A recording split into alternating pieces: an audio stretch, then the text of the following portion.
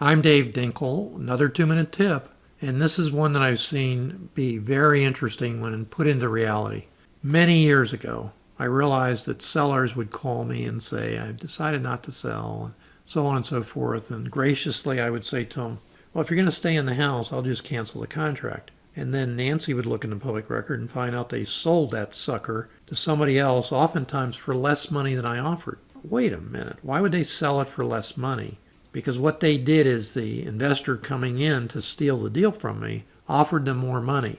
But when they got to the closing table and their moving van and all their stuff was out in the driveway of the closing agent, that investor would say, look, I ran my numbers again, I had an appraisal done, and I just can't pay you the 180. The best I can do is 145. And what happened? Maybe they came to 155, but I had offered 175. So it was very frustrating. And I decided to do what I called a notice of interest. And I filed a notice of interest that basically said, to whomever looks at this, look out. I have a valid contract. I'm ready, willing, and able to close. And I'm going to sue you if you, in fact, go around this contract and close. And boy, did that work to bring not only direct sellers back to the closing table because it gummed up the title, but also to stop REO asset managers from canceling their contract with me. The agent saw that I was trying to wholesale the deal. He'd go to the asset manager. I saw Dave's trying to sell the property for more money. Asset manager would roar, cancel the contract. Well, you can't cancel the contract. And I told him I filed notice. I'm going to file this penance. I'm going to move forward with a foreclosure action against you.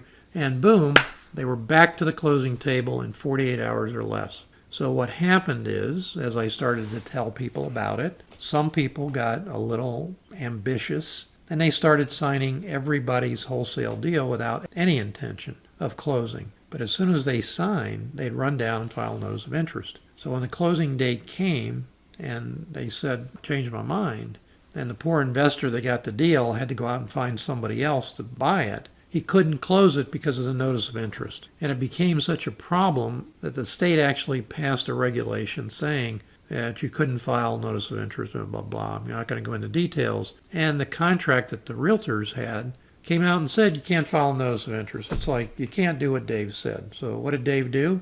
I changed the name of it and I took it to another level of legality, I'm going to say. And I have a video in here on it where I interview a closing agent that we go through the exact procedure to do it properly, that it's ironclad. I've seen other people, especially attorneys, try and file them as mechanics liens and all kinds of crazy stuff. Why do I say mechanics liens? We had someone, an investor, file one. We went and said we need a release, being a nice guy. And he said, not a problem. I have a doc prep fee of $5,000. Send me the $5,000 and I'll send you the release of the lien because it's a lien on the property. And we said, and we did a motion to the court, judge threw it out, first 5 minutes he saw it. But that's because he filed it incorrectly. And the people that I've seen abuse them have made anywhere from $500 to $7,500. And that's just plain old-fashionedly abuse.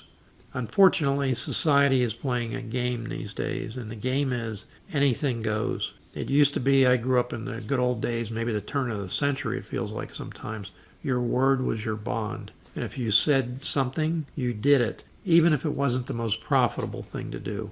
Watch my other video that I interview a closing agent who does these things on a regular basis, how you can write around them. In other words, a good attorney will know how to get around one that doesn't have the level of sophistication that I talk about in the other video. So I'm Dave Dinkle. This is your 2-minute tip, and I wish you limitless success in all that you do.